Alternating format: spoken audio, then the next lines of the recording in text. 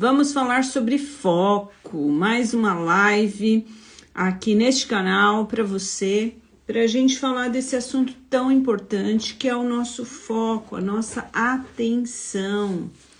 Então, bem-vinda, bem-vindos aí quem está chegando nessa live, coloca para mim de qual cidade você me assiste e se é a sua primeira vez aqui nessa live do Te Cuida. Boa noite Jane, boa noite Thalita, boa noite Dani, boa noite vocês que estão entrando agora na live. Coloca para mim a cidade, se é ou não a primeira vez. A gente está fazendo uma série de lives aqui, estudando esse livro que é o Foco Roubado, do Johann Hari.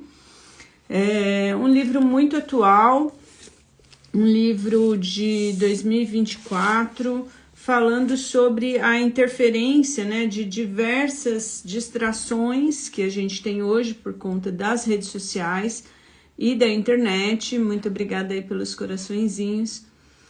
Sobre o nosso foco, sobre a nossa atenção. Aonde a gente coloca a atenção é aquilo que vai crescer, é aquilo que vai frutificar, é aquilo que vai dar resultado, né? Aonde a gente coloca a nossa atenção. E ultimamente a nossa atenção tem sido roubada por conteúdos rápidos, rasos, conteúdos de fácil absorção. E aqui a gente vai bater um papo, né? Então, se você tiver alguma dúvida sobre esse assunto, olha aí. A Beth Della Volpe, de qual cidade você tá, Beth? Conta pra mim qual cidade e se é a primeira vez que você está nesta live do Te Cuida, tá bom? Então, um bate-papo. Uma das coisas que chamam a atenção desse assunto são as pessoas que dizem se entendem, se reconhecem com déficit de atenção, que tem sido um termo TDAH ou TDA muito falado ultimamente, né? Muitas pessoas se reconhecendo com déficit de atenção. A Beth está de São Paulo. Primeira vez, boa noite. Boa noite, Beth. Meu nome é Sandra Ti, eu sou terapeuta e criadora do Te Cuida, que é esse canal que foi feito para você lembrar que você é a pessoa mais importante deste universo. A Tácita, de Fortaleza, Ceará. É a primeira vez que você está nessa live? Conta para mim. Tem algumas pessoas que têm vindo outras vezes na live para acompanhar junto, né, esse estudo. Eu gosto de trazer sempre... a Beth coloca, tenho Alzheimer. Nossa! E como é que tá sendo? Você tá fazendo tratamento? Como que tá sendo o seu acompanhamento? Qual a sua idade, Beth? O Alzheimer também tem sido uma doença, né, que a gente cada vez mais tem convivido com ela, porque as pessoas estão vivendo mais, e também porque a gente está levando um estilo de vida, né, não muito saudável, com muito ultraprocessado, pouco sono. Médicos bons a Beth está lidando. Que bom, maravilhoso. Eu sempre que ouço sobre o Alzheimer, eu sou uma pessoa entusiasta do uso do CBD, canabidiol. Tem sido muito bom aqui no processo que a gente está vivendo na minha casa, com meu pai também passando por um processo de demência senil, né?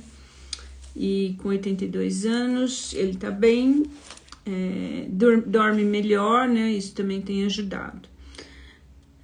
Bom, e aí 70 anos, bem jovem, né? Hoje em dia a gente tá com 70 anos podendo ter uma vida que dá para aproveitar bastante coisa ainda, né? Eu penso dessa forma. Então, que bom que você tá bem, que tá em tratamento. Eu espero que você tenha uma boa qualidade de vida, tá bom? A gente tá falando aqui nesse capítulo, continuando nessa série de lives que eu tenho feito às terças e quintas-feiras aqui no Te Cuida, no Instagram, que depois ficam gravadas e vão lá para o meu canal do YouTube. No YouTube também é muito fácil de localizar, é só colocar Te Cuida com Y e você me encontra. Tá bom? Sejam todos bem-vindos. Obrigada, saúde a todos, a Beth coloca. É isso aí, muito bom. E, bom, quem chega agora, se tiver qualquer dúvida sobre o assunto, pode perguntar. A gente tá aqui ao vivo, é uma conversa, mas que eu coloco como pano de fundo guia nessa conversa este livro, né? E este livro, ele tem um capítulo para cada assunto, mas ele coloca 2 para manipulação que a gente está sofrendo com essa tecnologia. Sempre fomos manipulados de alguma maneira. Importante saber disso. Sempre fomos manipulados pela repetição, né? Através de propaganda, marketing, filmes, até de reportagens em massa, que cria uma massa crítica e algumas são muito bem intencionadas e muito boas até, né? A gente já viu propaganda que aumenta o consumo de, sei lá, de chicória, por exemplo, né? De ovos, de coisas saudáveis, de maçã, castanhas, são, né, informações boas. Mas, igualmente, a gente também vê a manipulação em massa para consumir produtos alimentícios, que não são alimentos, ou então consumir produtos em exagero, em excesso, descartar muito lixo, né? Tudo em prol de uma economia que precisa girar. Então ele fala dessa manipulação e essa manipulação pelas redes, que hoje em dia o algoritmo conhece a gente muito, muito bem. Não vou dizer que ele conhece mais que a gente mesmo, mas em determinados pontos, sim, ele conhece. Coisas que a gente nem imagina sobre a gente mesmo, o algoritmo conhece. Vocês veem, hoje meu cabelo tá num bad hair day. Às vezes a gente nem entende, e ele ouve o que a gente fala e sabe todas as nossas pesquisas na internet. Então, o Johann Hari está falando sobre as pessoas do Vale do Silício, inclusive um deles relaciona essa manipulação com o truque de mágica, né? Que ele, antes de se tornar engenheiro de software, ele era mágico, aprendeu a fazer mágicas na infância como hobby. E aí ele percebeu que a mágica acontece quando se distrai a atenção. E nós temos sido constantemente distraídos pelo algoritmo por um motivo, obviamente, né? Então eu vou dar uma lida aqui em alguns trechos. Olá, boa noite, Denise. Denise, de onde você fala? Qual a cidade? É a primeira vez que você está aqui ou você já está acompanhando essa série de lives? Conta para mim. Bom, vamos lá. Quanto mais tempo você faz a pessoa olhar para o celular, mais publicidade ela vê. E, portanto, mais dinheiro o Google, o Facebook ganham. Caieira, São Paulo, muito bem-vinda. Obrigada aí por você estar assistindo. Já assisti a outros temas, isso. Então, eu gosto de fazer lives com um tema, acompanhar um livro. Eu gosto muito de incentivar a leitura. E, como eu sempre falo, a leitura estimula 23 áreas do nosso cérebro. As telas estimulam apenas 3. E essas outras 20 têm uma tendência a se atrofiar se a gente não usa. Obrigada por estar aqui novamente. Então, como eu disse, né, quanto mais atenção, mais publicidade, mais o dono da plataforma ganha dinheiro. E a gente gasta dinheiro. E aí ele fala aqui que os incentivos pareciam seguir em uma única direção. Era sempre preciso criar produtos que engajassem. A Denise, adoro te ouvir, gratidão pela entrega, eu que agradeço, imagina. Obrigada a você. Engajamento é igual a mais dólares e desengajamento menos dólares. Então, o que o algoritmo quer é o engajamento. Quando vocês entram, comentam, joga coração, aquela live, aquele conteúdo, na verdade, engaja. Para o algoritmo, isso é bom. O negócio é quando aqui a minha proposta é usar o algoritmo, usar a rede social, a ferramenta, para a gente se alertar contra os riscos disso e saber usar com responsabilidade, tá bom? É quase impossível hoje em dia a gente não utilizar e não se adaptar e não acompanhar toda essa evolução tecnológica que pode ser maravilhosa, pode ajudar muita gente e a gente precisa saber mais, conhecer mais para inclusive ter recurso, né? Para não ser as pessoas que só dão e dão dinheiro, e sim as pessoas que fazem a diferença, levam informação, promovem a saúde, o bem-estar, a comunidade, valores que são importantes para nós enquanto humanidade. Aí ele fala assim, por que a gente não faz soar um barulhinho no celular toda vez que chega um e-mail? Um engenheiro de software pensou. Todo mundo achou a ideia o máximo.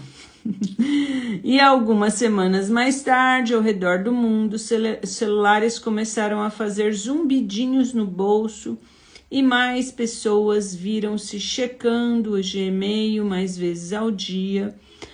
Os engenheiros sempre procuravam novas maneiras de atrair os globos oculares para o programa e mantê-lo ali. E o que a gente faz com essa informação? Dá para desligar as notificações do celular para a gente poder focar mais naquilo que interessa, né? Então, conforme o número de pessoas que usavam o Google e o Gmail continuava crescendo, Tristan, que é esse engenheiro que ele entrevistou, que é o mesmo que também fala no documentário Dilema das Redes, começou a perguntar aos seus colegas como é que você convence a mente de 2 bilhões de pessoas de maneira ética. Essa é a questão. Como podemos estruturar eticamente a atenção de 2 bilhões de pessoas? Mas, em vez disso, ele notou que a maioria das empresas era pressionada a perguntar apenas como podemos aumentar o engajamento disso, e não estavam nem um pouco interessadas para essa questão ética. O que significa sugar mais a atenção, introduzir mais interrupções, e tudo continuava assim, com melhores técnicas descobertas a cada semana. É uma coisa que dá para comparar assim, ó, quando inventaram lá a gente tinha o fumo de palha, né? Que as pessoas plantavam fumo, enrolavam fumo, colocavam na palha de milho e acendia. E aí vem a indústria e fala, como a gente pode fazer para as pessoas fumarem mais? Já pararam para pensar nisso? E aí vamos colocar aqui uns milhares de aditivos que fazem as pessoas fumarem mais. Isso é ético? É correto? Né? Depois a gente viu aí de algumas décadas que não era legal. O mesmo questionamento eu faço, e pode ser que algumas pessoas vão ter uma resistência com essa informação, por isso ouçam primeiro essa informação, sem barreiras, depois vocês colocam a sua crítica, a mentalidade crítica está aí para isso, mas eu me questiono, quem inventou esse hábito de que a gente tem que tomar café da manhã com café, né? Então imagina uma mega produção de café aos montes nesse país maravilhoso que produz café, E aí, as pessoas tomavam uma xicrinha de café. Algumas pessoas tomavam. Daí, que manobras foram feitas para que o mundo inteiro consuma café, né? E que, assim, tem pessoas que defendem o café, que é uma bebida psicoativa, que interfere na nossa mente. Não tô falando que todo mundo tem que parar de tomar café 100%. Eu aconselho, mas eu sei que vai ter muita resistência. Tem muitas pessoas que estão viciadas no café. Então, esse vício, ele foi produzido. Para quê? Porque senão ninguém compra o café. E aí vai sobrar produção e o preço do café vai baratear. E aí alguém não vai ganhar dinheiro com isso, né? Mas esses são os questionamentos que eu faço, né? E aí você entra aí com a sua parte crítica. Se você não consegue focar, não é culpa sua. A culpa, a Denise falou, eu o que, Denise? Escreve para mim. Você bebe muito café? Sobre o café? Conta para mim. Se você não consegue focar, não é culpa sua, é culpa do design. A sua dispersão é o combustível deles, entende? Então, outra coisa, né, que a gente tem a tendência a fazer nesse mundo moderno é responsabilizar o indivíduo. Então, se você está... a Denise colocou, viciada no café e lutando contra a ansiedade. Então, é difícil sair do café. Obviamente, já diminui muito, ideal é zerar. Zerar a cafeína, entendeu? Se você quiser ficar com o café, tudo bem. Reduz, toma de manhã para não atrapalhar o teu sono.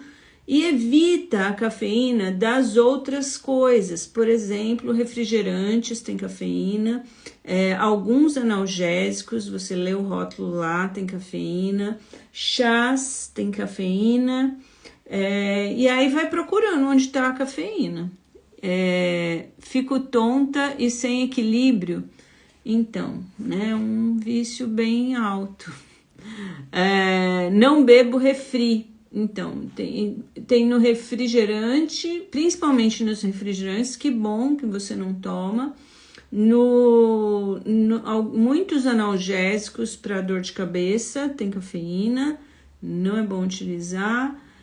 E chás tem cafeína. Tem que olhar as bebidas todas industrializadas se não tem cafeína. E aí, se você reduziu bem, né, já que não consegue tirar, aumenta a ingesta de água, também ajuda o corpo a eliminar, né, o que precisa ser eliminado. Então é isso, muitas vezes, e aí lembrando, não é culpa sua você ser viciada em café, entre aspas. A culpa é, né, que você ouviu a vida inteira uma propaganda maravilhosa de café, perfumada, toda uma cultura pró-café. Se você vai na casa de uma pessoa e você não toma café, já é um problema.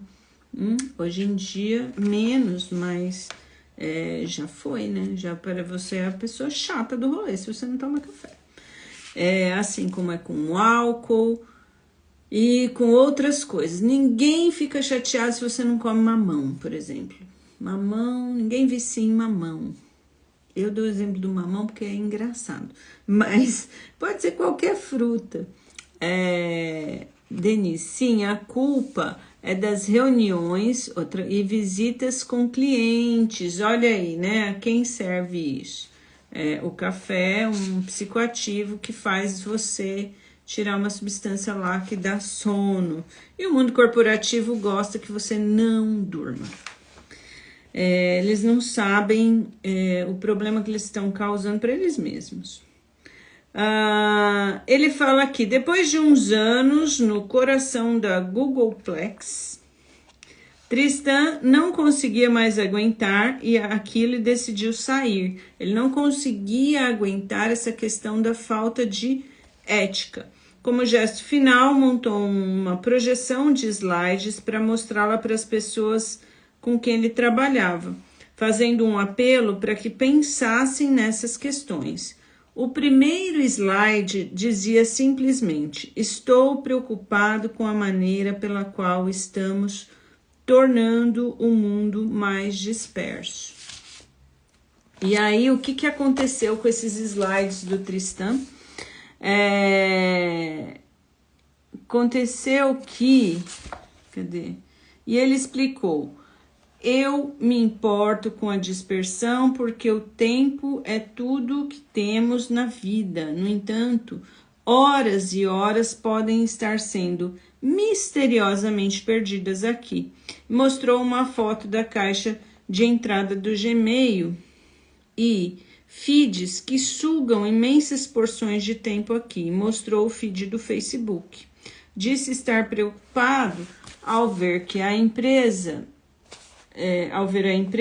e outras como ela inadvertidamente destruindo a capacidade de focar de nossas crianças. Este é o problema também, né? Destacando que uma criança entre 13 e 17 anos nos Estados Unidos estavam enviando em média uma mensagem de texto a cada 6 minutos no seu tempo acordado. Advertiu que as pessoas viviam numa rotina de checagem contínua. Ele questionou: sabemos que as interrupções causam nas pessoas uma deterioração na capacidade de focar e pensar com clareza. Olha só. A gente deteriora a nossa capacidade de focar. Por isso que eu falo, o TDAH pode ser que está sendo fabricado esse TDAH e ao invés de a gente tirar o que está causando déficit de atenção, a gente está uma sociedade medicada, frustrada com essa nova característica e a gente perde clareza de pensamento. Como que a gente vai reverter isso, né? E não é interessante que isso seja revertido, infelizmente, para essas pessoas cujos valores são o dinheiro. Somente. Todos os humanos têm vulnerabilidades naturais e o Google, em vez de explorá-las como se fosse um maligno, deveria respeitá-la. Ele sugeriu pequenas mudanças como ponto de partida. Por exemplo, toda vez que estimularmos alguém a clicar uma nova foto postada por um amigo, poderíamos advertir essa pessoa na mesma tela que toda vez que ela clicar em uma foto vai demorar 20 minutos em média para voltar à tarefa que estava fazendo. Poderíamos dizer: você pensa que vai demorar apenas 1 segundo, mas não é bem assim. Então, o que ele está dizendo? Quando você dá uma paradinha no que você está fazendo para curtir uma foto numa rede social, seu cérebro vai demorar 20 minutos para retornar àquela atividade que você estaria focado em fazer. 1 segundo de curtida, 20 minutos de delay. Isso são estudos científicos que estão todos aqui no livro, tem a checagem, tem os artigos e tudo mais. Não acreditem em mim, comprem um livro, vão estudar, pesquisar, isso que eu incentivo. Seres humanos tomam decisões diferentes quando param de avaliar. Então, outra questão é que,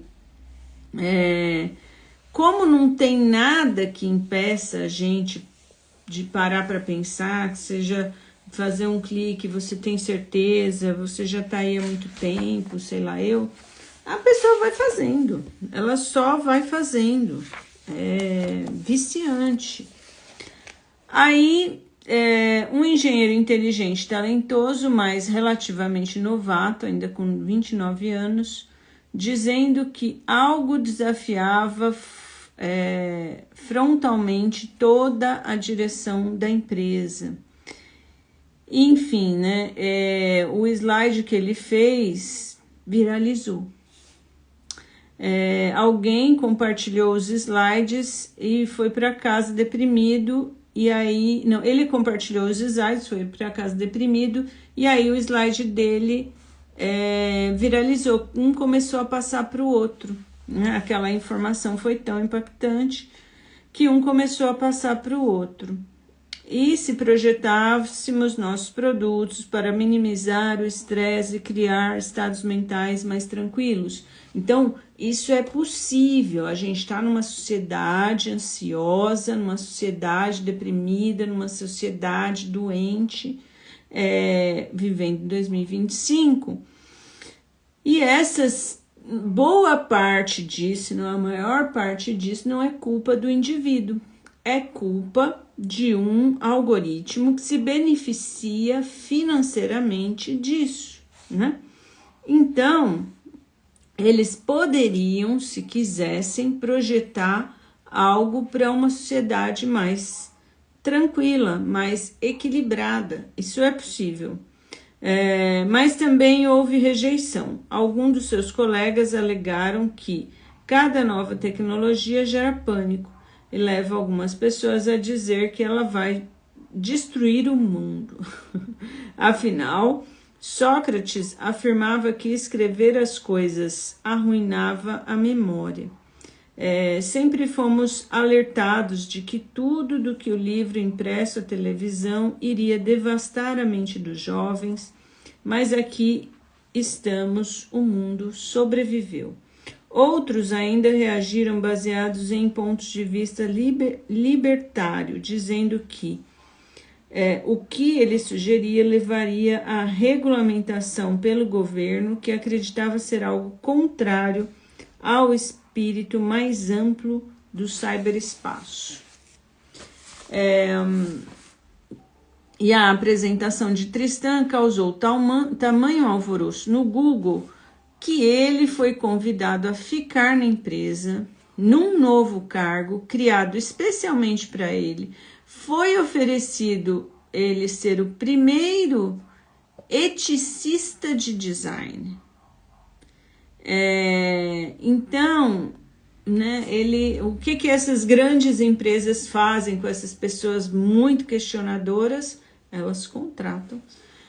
Só que elas contratam e aí é que o jogo muda, né, depois.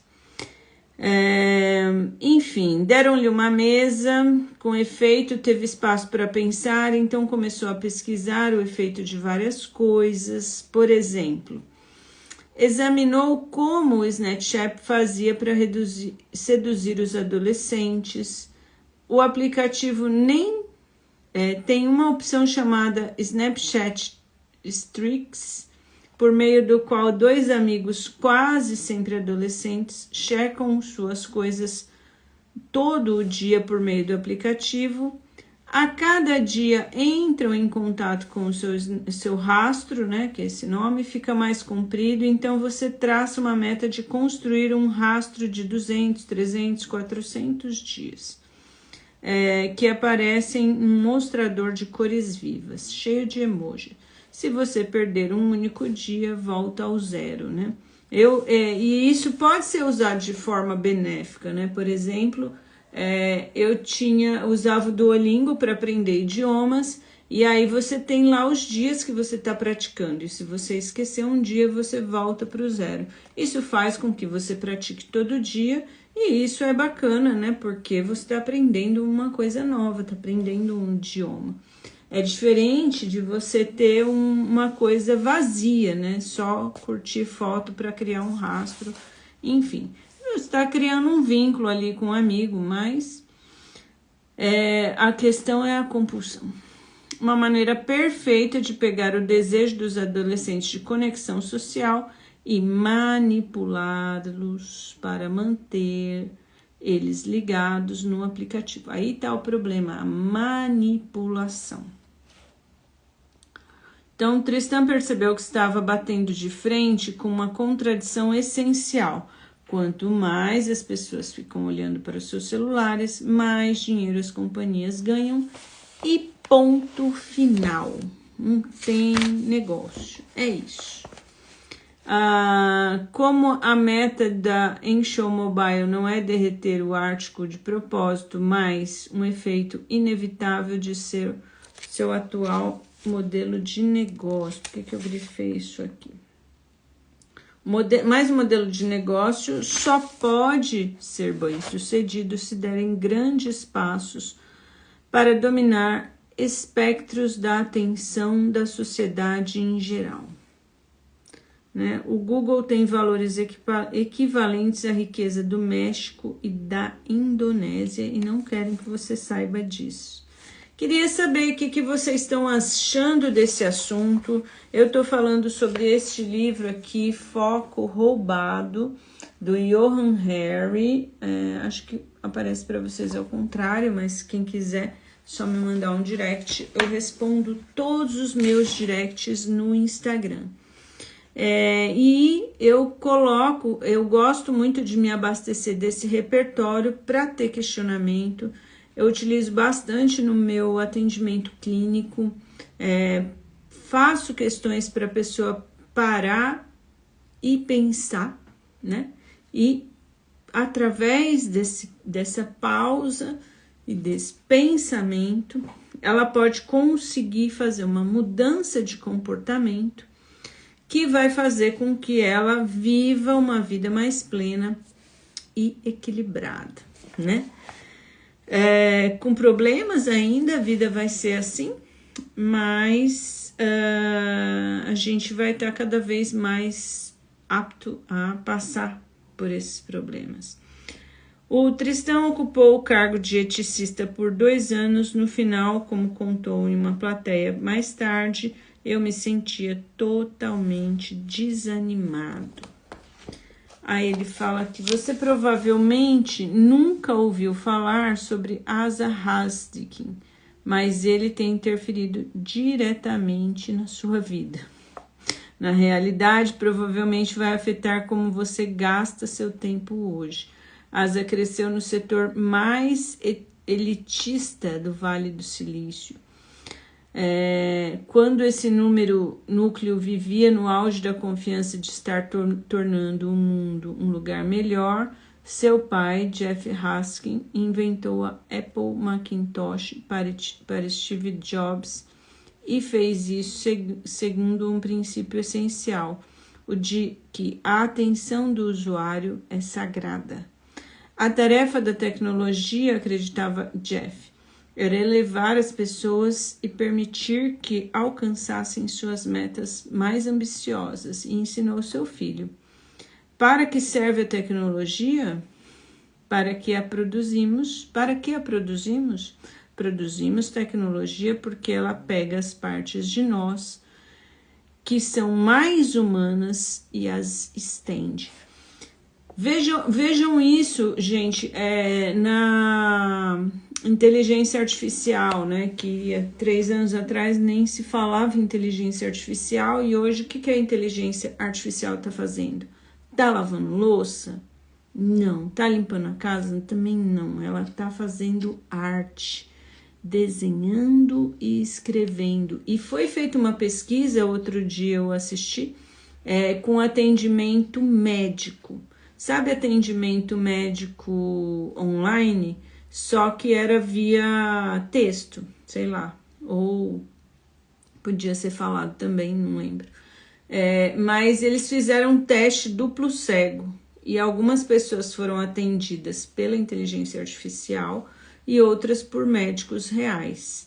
E aí a inteligência artificial ganhou em vários quesitos, mas a que mais surpreendeu é que as pessoas se sentiram mais acolhidas pela inteligência artificial. Então, a tecnologia, ela pega as características humanas e as estende, aumenta. É o que um pincel faz, é o que um violoncelo faz, é o que a linguagem faz. São tecnologias que estendem uma parte de nós. A tecnologia não busca nos tornar super-humanos. Ela busca tornar-nos extra-humanos, né? Asa foi um jovem codificador precoce e deu sua primeira palestra sobre interfaces de usuários aos 10 anos. 10 anos o menino está dando palestra, é o Mozart das interfaces. Com 20 e poucos, estava na linha de frente do design de algum dos primeiros navegadores da internet e liderava a criação do Firefox. Aí coloca aqui, Paulo, é surreal o que estamos vivendo, eu também acho. É surreal. Mas deve ter um propósito, não acho que seja o caso de a gente ter medo, entendeu? Mas que a gente precisa entender isso para, né, criar um futuro solarpunk. Você já ouviu, Paulo, esse termo solarpunk? Solarpunk é um termo de criação de futuro da tecnologia integrada com a natureza, de tecnologia integrando comunidades, por exemplo. É um futuro que para algumas pessoas pode parecer utópico, né? É muito mais colorido, sustentável, orgânico, bacana. Aí, ó, Paulo não ouviu falar. Pouquíssima gente vai ter ouvido falar disso. Mas você já deve saber o que é um Mad Max, por exemplo, né? Um filme distópico, de futuro distópico. Isso você já deve ter assistido vários fins do mundo, robô tomando conta da humanidade, destruindo tudo, Exterminador do Futuro. É que eu sou das antigas, né, gente? Então eu vou falar filmes antigos, mas agora a gente tem mesmo os filmes atuais, eles são distópicos. Tudo culmina no fim do mundo, no fim da humanidade, pelo menos, né? A Matrix, né? Matrix é um clássico, enfim. Agora, um filme onde a tecnologia esteja integrada e tá tudo bem, toda essa inteligência, todo essa criação que a gente tem feito, usado de forma positiva. Então, a gente precisa imaginar esses futuros e construir estes futuros, né?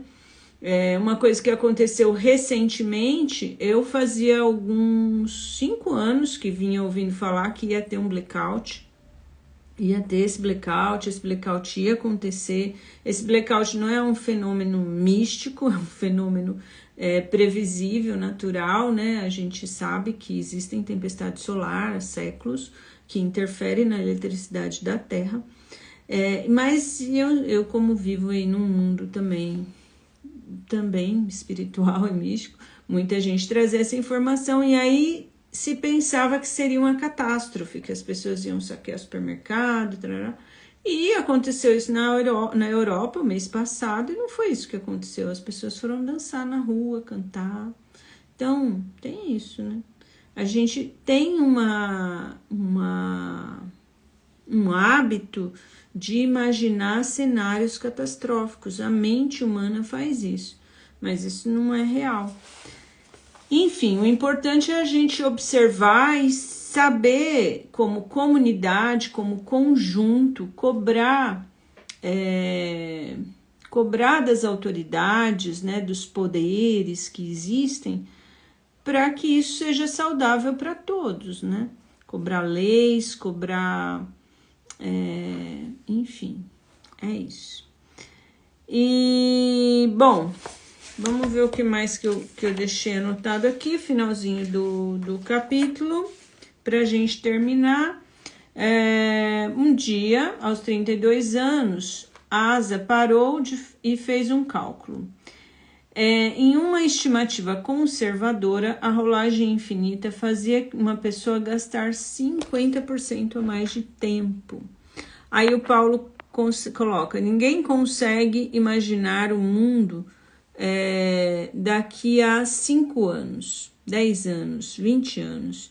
E a IA, se usada de forma consciente, cautelosa, vai trazer muitos benefícios. Qual é o livro? Paulo, o livro é esse aqui, ó. Foco Roubado, do Johann Hari. Eu adoro esse autor. Ele é um jornalista do The Guardian, do The New York Times, se eu não me engano, isso, New York Times, Le Monde, The Guardian, um jornalista super importante. Ele faz pesquisas profundas, muito bacanas, e ele gosta muito de falar do tema saúde mental e adição, né, também, ele gosta, né, os vícios. Então, o Asa, ele fez um cálculo e chegou à conta de que se tivesse uma rolagem infinita, as pessoas gastariam 50% a mais do tempo. E aí, esse tal desse Asa foi o cara que criou a rolagem infinita, que vocês conhecem, né? Ele ficou perplexo com a cifra de dinheiro que ia ser ganho todo o dia com o resultado dessa simples intervenção, né? Uma soma total de mais de 200 mil tempos de vidas humanas inteiras rolando barra de rolagem, e essas horas poderiam ter sido gastas em outras atividades. Essas coisas que fazemos podem de fato mudar o mundo. Ele surge imediatamente a questão de que maneira ele mudou o mundo, né? Esse cara mudou o mundo. Hoje todo mundo rola a barra de rolagem infinita, mas e aí? Essa é uma mudança com qual consequência, né? Falava do compromisso de produzir uma tecnologia que libertasse as pessoas para serem melhores, né? Mas a rolagem de barra infinita é outra coisa que vicia, porque é dopamina barata para o cérebro e a gente não consegue parar de rolar esse negócio. Todos os vícios devem ser questionados, na minha humilde opinião. Ele sentia que as pessoas estavam se tornando menos empáticas, com mais raiva, hostilidade, conforme aumentava o uso das redes. Conteúdos rápidos não são eficientes para produzir empatia. Diferente de assistir um filme, por exemplo, uma história de 2 horas, com começo, meio e fim, um livro, você aprende, por exemplo, né? Aqui entrou a Beth, não sei se a Beth ainda está aí, ela comentou que tem Alzheimer. Um filme maravilhoso sobre o Alzheimer chama O Pai, né? Esqueci o nome do ator agora. É um filme incrível, fantástico, que as pessoas que não têm Alzheimer, o diretor coloca as pessoas para se sentirem como se elas tivessem Alzheimer. Então, é um filme maravilhoso, fantástico, que hoje em dia a maioria das pessoas não conseguem assistir, porque tem mais de 1 minuto, 5 minutos de filme, né? Então, a capacidade de a gente criar empatia, desenvolver o nosso cérebro daqui da frente, o córtex frontal, pré-frontal, que tem essa área da empatia, não se desenvolve, aí a gente está numa sociedade menos empática, e aí, né, não pode se esperar muita coisa. Então, um dos seus cientistas chega e diz, sabe, estamos achando que esse ingrediente secreto pode até... Bom, deixa eu ver aqui. A lógica do sistema subjacente ficava cada vez mais clara para a Asa. O Vale do Silício vende uma imagem de si como defensor de uma meta grandiosa e elevada. Conectar todos no mundo, ou seja, lá o que for, mas quando você faz aqui, você está aqui fazendo o trabalho cotidiano, vê que se trata de aumentar o número de usuários. O que está vendendo é a capacidade de captar e manter a atenção. Quando tentava discutir isso, deparava-se com uma negativa seca. Digamos que você está fazendo um pão, ele disse, e é um pão incrível, e você usa um ingrediente secreto. De repente, está fazendo pão de graça para o mundo inteiro. E todo mundo come. Então, um dos seus cientistas chega e diz, sabe, estamos achando que esse ingrediente secreto é cancerígeno. O que você faz? É quase certo que diria, não é bem assim, precisamos pesquisar mais. Ou talvez seja alguma outra coisa que as pessoas estão fazendo. Pode ser que haja outro fator. Ao longo de todo o setor, a ASA encontrava pessoas que estavam passando por crises similares. Havia muitas noites escuras da alma que testemunhei pessoalmente. Então, o que ele está falando é que ele criou um negócio e aí agora as pessoas estão questionando e ele fala assim, peraí, não é bem assim, será mesmo? Vamos pesquisar mais um pouco, né? Quando Tristan e Asa começaram a se posicionar, foram ridicularizados como Cassandras exageradas. Mas, depois de todo o Vale do Silício, as pessoas que haviam construído o mundo em que agora vivemos começaram, uma por uma, declarar em público que tinham sentimentos similares. Só Deus sabe o que está fazendo com o cérebro dos nossos filhos. Quantos de vocês querem viver no mundo que estão projetando? Houve um silêncio na sala. As pessoas olhavam em volta, ninguém levantou a mão. Então, os próprios projetores não gostam para eles mesmos e para as famílias deles do mundo que eles projetaram. Achei interessante que na mitologia grega, ser sacerdotisa troiana, considerada pelo deus Apolo, a fazer profecias acuradas, às quais ninguém dá crédito, a metáfora para indicar pessoas que faz previsões e eventos negativos que não se concretizam. Cassandra era essa profetisa lá nos tempos antigos. Gente, quero agradecer demais as interações de vocês. Muito obrigada por participar da live de hoje. Essa live vai ficar disponível totalmente na íntegra lá no meu YouTube, no meu canal do YouTube Te Cuida. Na quinta-feira a gente vai começar o próximo capítulo do livro e eu convido vocês a ficarem atentos, se conectarem com o meu canal de pertinho. Eu sempre aviso lá no de pertinho que eu vou entrar ao vivo. E a gente vai falar da ascensão da tecnologia que nos rastreia e manipula, parte 2, tá?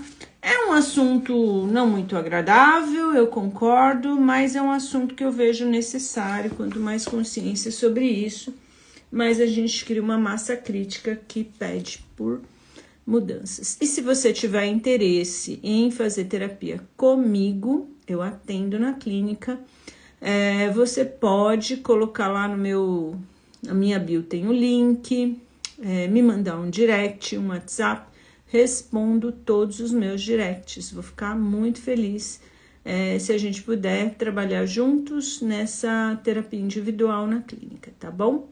Fica bem, te cuida. Aguardo vocês aqui na próxima quinta-feira, às 19 horas, aqui no Instagram. E para quem tá assistindo essa live gravada, coloca aí um like se você curtiu e um comentário que ajuda bastante na divulgação, tá bom? Beijinho.